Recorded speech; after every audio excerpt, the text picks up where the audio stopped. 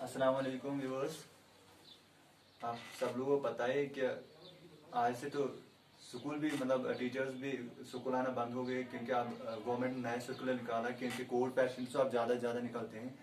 इसलिए आज का जो क्लास है ये कंटिन्यूस जो हमने कल पढ़ा था कंपोजिशन ऑफ स्टेट लेजिस्लेचर, उसी का आगे का कुछ पार्ट है, वो हम डिस्कस करेंगे। इसको कंटिन्यू करने से पहले आप पहले इसका स्क्रीनशॉट लीजिए। आई होप आप लोगों ने स्क्रीनशॉट तो लिया होगा। आज हमें पढ़ना है composition of state legislature. State legislature का कंपोजिशन क्या है? मैंने तो आपको कल ही बोला है कि इसमें 2 हाउसेस होते हैं, लेजिस्लेटिव असेंबली और दूसरा होता है लेजिस्लेटिव काउंसिल। अब अगर हम बात करें कि कंपोजिशन क्या है, वो कैसे ये स्टेट लेजिस्लेचर में कैसे लोग होते हैं, वो कैसे इलेक्ट होते हैं। अगर हम लेजिस्लेटिव असेंबली की बात करें, इसमें लोग डायरेक्टली इलेक्ट करते हैं कुछ लोगों को।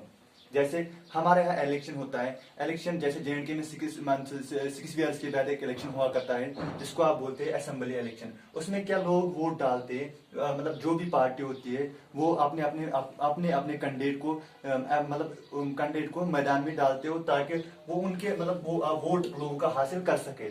और जो लोग इस वक्त क्या होता है, कॉन्स्टिट्यूंसीज बन जाते हैं, कॉन्स्टिट्यूंसी सिस्टम होता है। वो कॉन्स्टिट्यूंसी सिस्टम क्या होता है कि वहां कुछ एरिया को कुछ कन्फाइंड एरिया होता है, वहीं पे लोग कोई बंदा होता है, बीजेपी का होगा या PDP का होगा, वो वहां से अपना इलेक्शन कंटेस्ट करता है। अगर हम बात करें इसी के बावजूद, अगर हम लेजिस्लेटिव काउंसिल की बात करें, जिसको वहां पे डायरेक्टली इलेक्शन नहीं होता है, वहां लोग वोट नहीं डालते। वहां पे वोट कौन डालते हैं? वहां पे अगर हम देखें तो उसका अलग से एक कंपोजिशन है, वो मैं आपको यहाँ अलग भी दिखाऊंगा। उसमें जो 1/3 मेंबर्स होते हैं वो इलेक्ट करते हैं लोकल बॉडी जैसे म्युनिसिपैलिटी से 1/3 मेंबर्स आते हैं।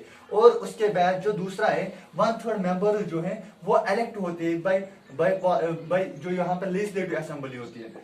कौन सी? सो लेजिस्लेटिव असेंबली है, 1/3 मेंबर्स वो इलेक्ट करते हैं, और जो 1/12 मेंबर्स है वो इलेक्ट करते हैं टीचर्स। कौन सी टीचर्स? अब सवाल है टीचर्स को जो सेकेंडरी स्कूल में पढ़ाते हैं। कौन से? Secondary school. और अब रहे, और इसमें इसके बाद जो 1/6 मेंबर्स आते हैं उनको नॉमिनेट किया जाता है किस फील्ड से? आर्ट से, लिटरेचर से, साइंस से, जो बड़े बड़े डिस्टिंग्विश्ड फील्ड से, उनसे उनको सिलेक्ट किया जाता है। और अब रही बात, अगर हम दूसरी बात करें मेंबरशिप की बात करते हैं, तो जो लेजिस्लेटिव असेंबली है उसमें ज्यादा से ज्यादा 500 मेंबर्स और कम से कम 60 मेंबर्स होने चाहिए। 60 से कम नहीं। अगर हम देखे जाए, अगर हम इंडिया में देखते हैं तो सबसे ज्यादा जो इंडिया की एक स्टेट है यूपी, वहां से सबसे ज्यादा होती है लेजिस्लेटिव असेंबली में।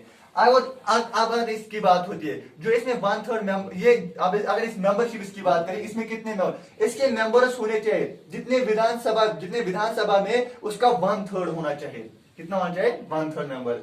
और अब तीसरी डिफरेंस अगर हम देखें तो जो मेंबर्स है इनको बोलते हैं MLA। जो लेजिस्लेटिव असेंबली में मेंबर्स होते हैं उनको बोलते हैं MLA, और जो मेंबर्स यहाँ पे होते हैं लेजिस्लेटिव कम, उनको बोलते हैं MLC। क्या बोलते हैं? MLC। मुझे होप है कि आप लोगों को ये कंपोजिशन थोड़ा बहुत तो समझ आएगा। अब जो हमारा नेक्स्ट टॉपिक है वो है क्वालिफिकेशन। कौन सी क्वालिफिकेशन होनी चाहिए इसको लेजिस्लेटिव मेंबर बनने के लिए, लेजिस्लेटिव काउंसिल में होने के लिए?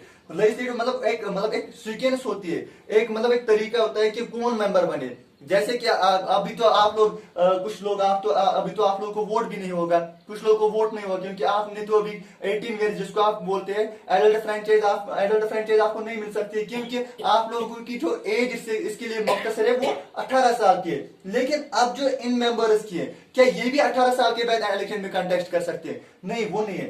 फर्स्ट ऑफ ऑल जो इनकी क्वालिफिकेशन होनी चाहिए, ये सिटीजन होने चाहिए इंडिया के।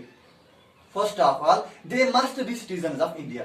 जो भी इंडिया का सिटीजन है वो बन सकता है लेजिस्लेटिव असेंबली का मेंबर या लेजिस्लेटिव काउंसिल का। दूसरी जो डिफरेंस है, अगर हमें लेजिस्लेटिव असेंबली के लिए इलेक्शन कंटेस्ट करना है तो हमारी एज जो होनी चाहिए वो 25 ईयर्स होनी चाहिए। कितनी होनी चाहिए? 25 साल। 25 साल से कम कोई भी बंदा इलेक्शन के लिए नहीं जा सकता, इलेक्शन लड़ने के लिए नहीं जा।